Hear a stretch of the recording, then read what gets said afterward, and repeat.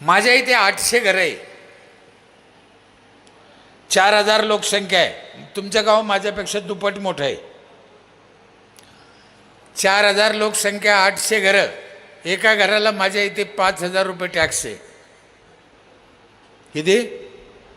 5000. माझ्या अंदाजाने तुमच्या गावात एका घराला 1200 रुपये टॅक्स असेल. तुम्ही पाहून घ्या उद्या. 1200च्या वर नाही तुम्हाला. आम्हाला किती आहे? एका घराला 5000. 800 घराचे 40 लाख रुपये येते आम्हाला टॅक्स. आणि 15 वित्त आयोगाचे 40 लाख येते. 80 लाख रुपये आम्हाला येते आज. तुम्हाला किती यायला पाहिजे ते तुम्ही ठरवा. 5000 रुपये माझ्या गावात लोक टॅक्स 100% भरते. वर्ष सुरू झालं पहिल्या दिवशी टॅक्स भरायला लागतो आम्हाला. मागच्या वर्षीचं नाही, चालू वर्षीचा. म्हणजे 26-27चा टॅक्स आमच्या इथे जमा झाला. इथं बसलेल्या लोकांना मागच्या वर्षीचा बी भरला की नाही भरला मुश्किल आहे. आमच्या इथल्या सगळ्या प्रॉपर्ट्या महिलाच्या नावावर आहे. टोटल टॅक्स महिलाच्या येऊन भरत्या. जी महिला 1 एप्रिलला पहिल्या दिवशी पहिली पावती फाडीन, तिला इतका मान आहे गावात, तर तिच्याच हातानं 15 ऑगस्टचं झेंडावंदन होतं. आमच्या इथे सरपंच झेंडावंदन करीत नाही. 4 झेंडावंदन 4 महिलाच्या हातानं. 15 ऑगस्ट, 26 जानेवारी, 1 मे, 17 सप्टेंबर. महिला 1 एप्रिलला पैसे भरत्या म्हणजे भरत्याच. मार्च महिन्यात पैसे घेऊन पळायचे बाय.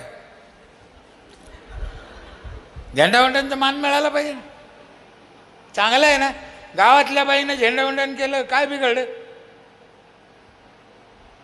ते सरपंचालाच भली हाऊस दोरी वाढायची. माकडावाने काय गावातल्या लोकांनी केलं तर काय बिघडलं काय त्याच्यात? अरे त्यांना तुला सरपंच केलेलं आहे, लक्षात ठेव. त्याला सोडून तुझ्या जेवणात काय? त्यांच्यासाठीच करायचं जे करायचं ते आम्हाला सरपंचाला कळलं नाही. 5000 एकदा भरले महिला मंडळ, नीट ऐका, नंतर कशाचेच पैसे भरायचे नाही, कायचेच नाही. पाणीपट्टी नाही, घरपट्टी नाही, दाखल्याचे नाही, कायचे नाही. 5000 भरले, सालभर मोकळे. पहिला मान झेंडावंदनचा. दुसरं, माझ्या इथे 4 प्रकारचं पाणी आहे. एक नाही, धुण्या भांड्याचं पाणी वेगळं, जायकवाडी धरणावरून नेलेलं पाणी वेगळं, ते 3ऱ्या मजल्यावर जातं बगर मोटरचं. मोटर लावायची गरज नाही. बाईनं खाली नाही यायचं, पाण्यावर जायचं.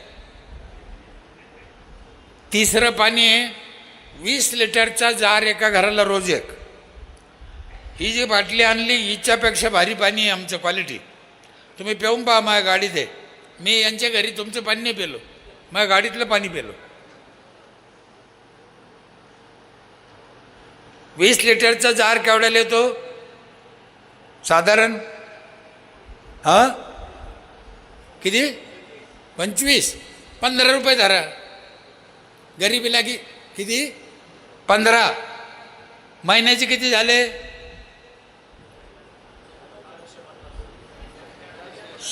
450 महिन्याचे. वर्षाचे 5000. आम्ही किती घेतले? मला नुसतं बोलून करमणूक करायची नाही. मी काय सांगतो इकडे लक्ष द्यायचंय आणि एक करायचंय. एका पाण्याचे 5000 भरता तुम्ही, ते बी 15 रुपयाना. आणि असं दिसायला कसं दिसतं? 5000 रुपये टॅक्स लई झाला. कळू राहिलं की नाही कळू राहिलं? आणि चौथं पाणी आहे माझ्या इथे ताई, रोज सकाळी 5 ते 8 सगळ्या गावाला आंघोळीला गरम पाणी येते नळाला, बाईनं चुलीवर तापायचं नाही. नवरा म्हणलं मला आंघोळ करायची, तर बाई त्या नळाकडे बोट करते, तो नळन तू करशील तर कर, नेतात मर. अहो 2 घंटे बाईचे पाणी तापात गेलं आयुष्य, 5% आयुष्य महिलाचं पाणी तापात गेलं. बरं आमच्या तिकडे लोकाले हलकटे, नुसतं पाणी तापून द्यायचं नाही, जिथं आंघोळीची जागा आहे राजाला तिथं नेऊन द्यायचं. इकडं कसं आहे, इकडे पण हलकट आहे. अरे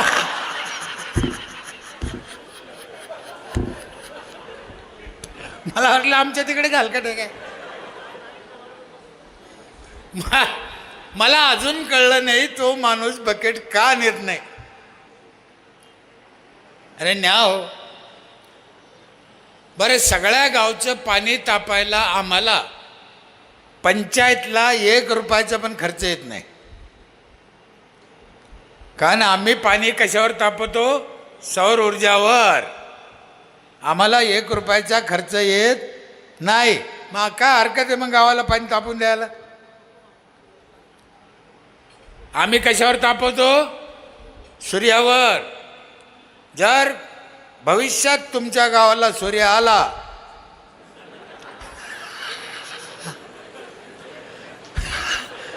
तर तुम्ही बी त्याच्यावर तापा. डिझेल, पेट्रोल, वीज हे संकट तुम्हाला कमी करायचं असेल तर सूर्याशिवाय पर्याय नाही. म्हणून सौर ऊर्जेचा फायदा जास्तीत जास्त घ्या. त्याला काय पैसे लागत नाही.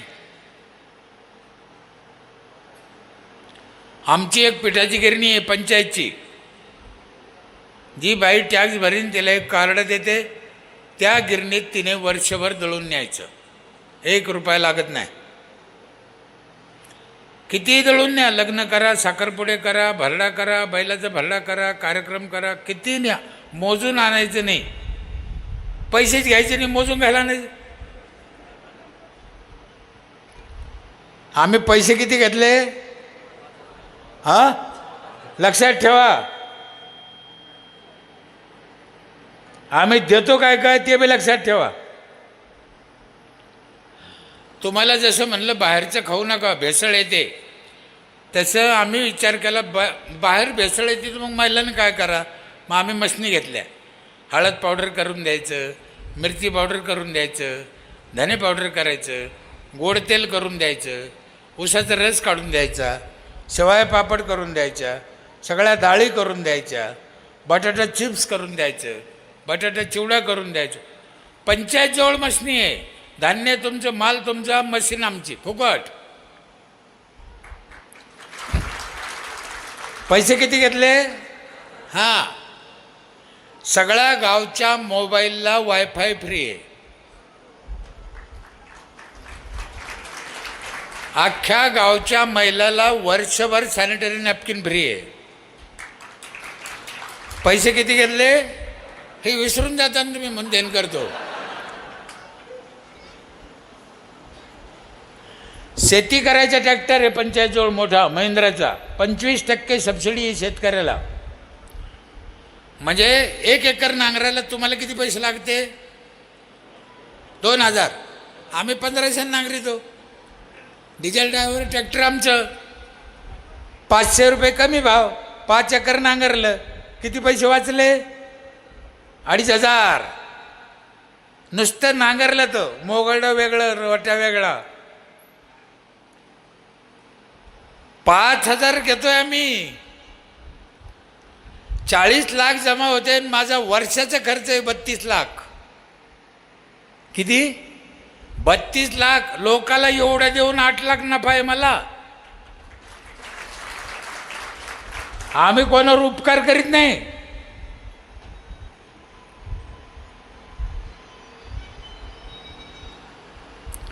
चाळीस म्हाताऱ्याला रोज जेवण आहे गावातल्या ग्रामपंचायतमध्ये. ज्यांना मुलं नाही, गरीब आहे, मुलं सोडून गेले, मुलं गावातले म्हातारे निराधार, 8 वर्ष झाले याला, त्यांना कपडा लत्ता चप्पल बूट दुखणं बाहणं काही लागलं तर 40 म्हातारे. गावातल्या म्हाताऱ्याला पोरं नाही आहे, मग त्याला सांभाळायचं कोणा? काय वाटतं तुम्हाला? कोणा सांभाळा? भीक मागून खाऊ त्यानं? मग जिम्मेदारी कोणाची आहे? सरपंचाची. पंचायतने सांभाळायचे गावातले म्हातारे निराधार, फुकट नाही सांभाळीत तुम्ही, तुमची ड्युटीच आहे ती. मला सांगा, ते म्हातारे असे राहते, म्हातारे काळे बेंद्रे राहते, म्हातारे कुठं खाजी दे, म्हातारे असे करते, म्हातारे तंबाखू खाते, म्हातारे कुठं थुकते, म्हातारे काही बोलते, म्हातारेला जायला राहते. इतकं म्हातारं जायला राहतं, भाडव्यात निवडणुकीच्या दिवशी तो उचलून आणलं.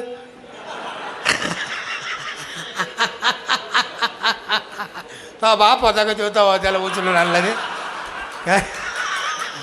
हा,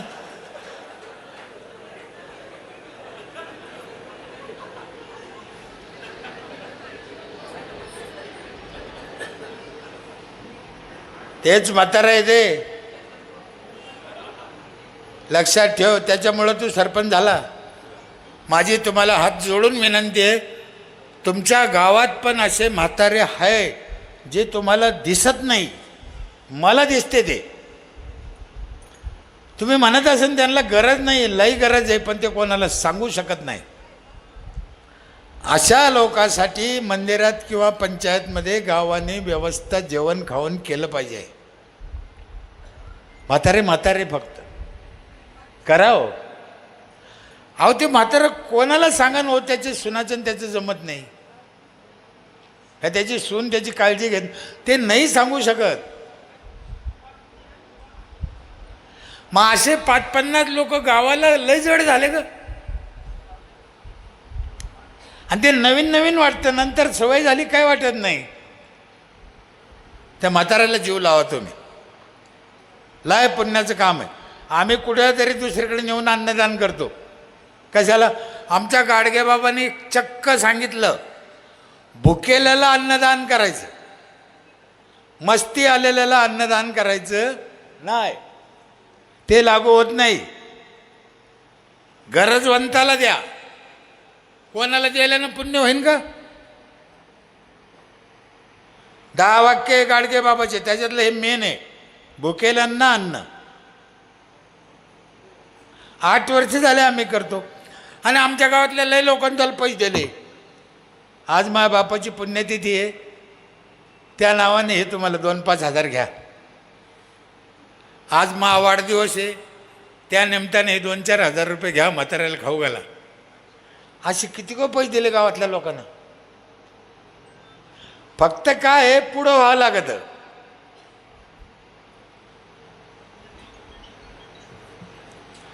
तुमच्याकडे राशन दुकान आहे, सांडलेल्या गावावर जगतीन दे.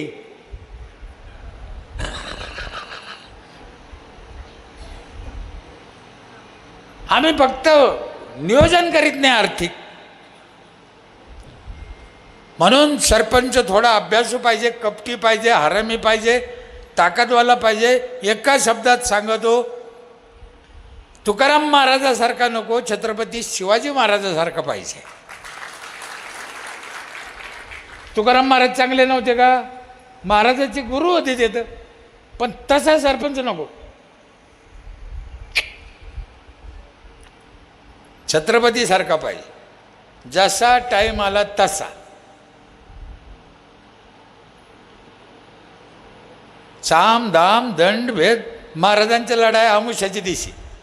आम्ही म्हणतो आज शनिवार आहे, आम्ही म्हणतो मांजराडी गेली. हा ह्याचे पागल, मांजराडी गेले काय झालं?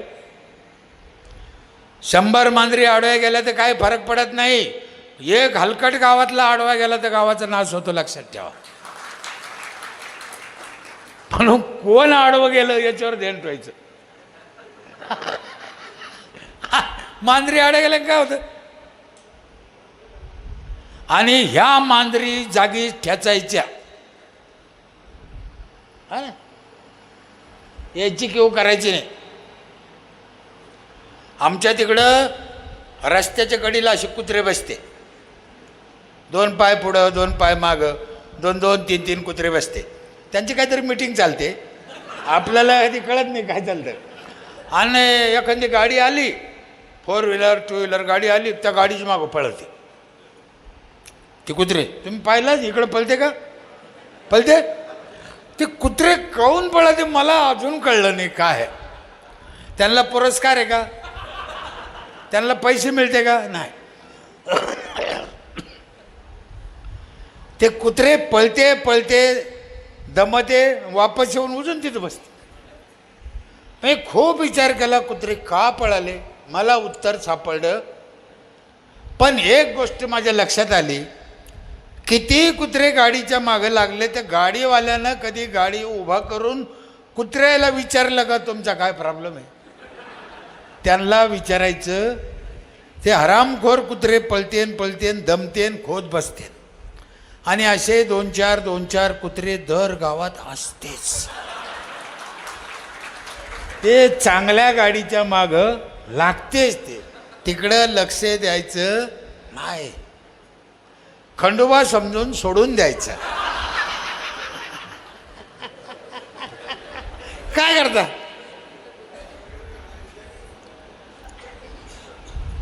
आपल्या देशात आर्थिक प्रॉब्लेम नाही राहिला, आपल्या देशात मानसिक प्रॉब्लेम आहे. आपल्याला माणसं सुधारायचे आणि ते तसे सुधारणार नाही.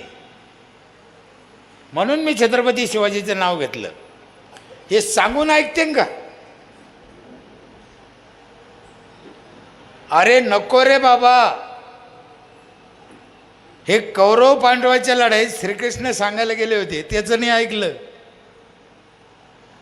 100च्या 100 मेले पण नाही ऐकलं.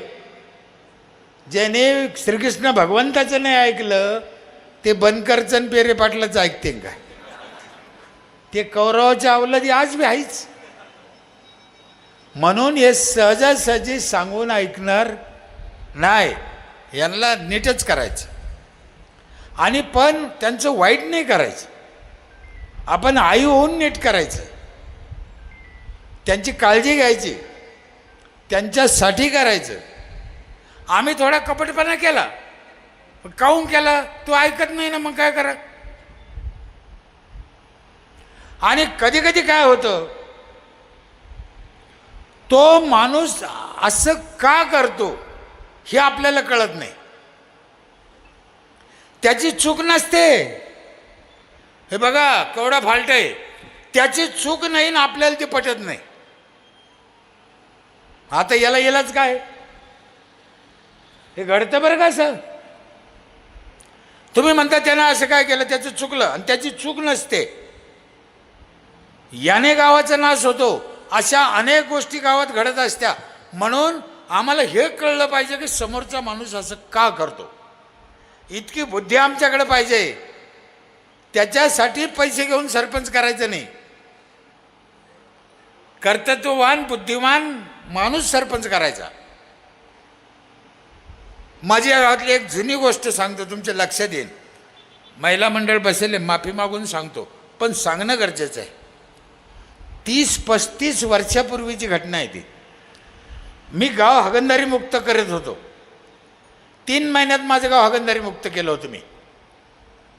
माझ्याकडे यादी होती, कोणा संडास बांधला, याने बांधला, त्याच्या घरात किती माणसं आहे, एवढे एवढे, सगळे वापरते का, हो, मग सोडून देत होतो.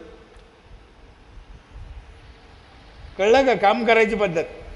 नुसतं संडास बांधला त्याला सोडून नाही, त्याच्या घरातले सगळे वापरते का, आणि नाही वापरत का नाही वापरत.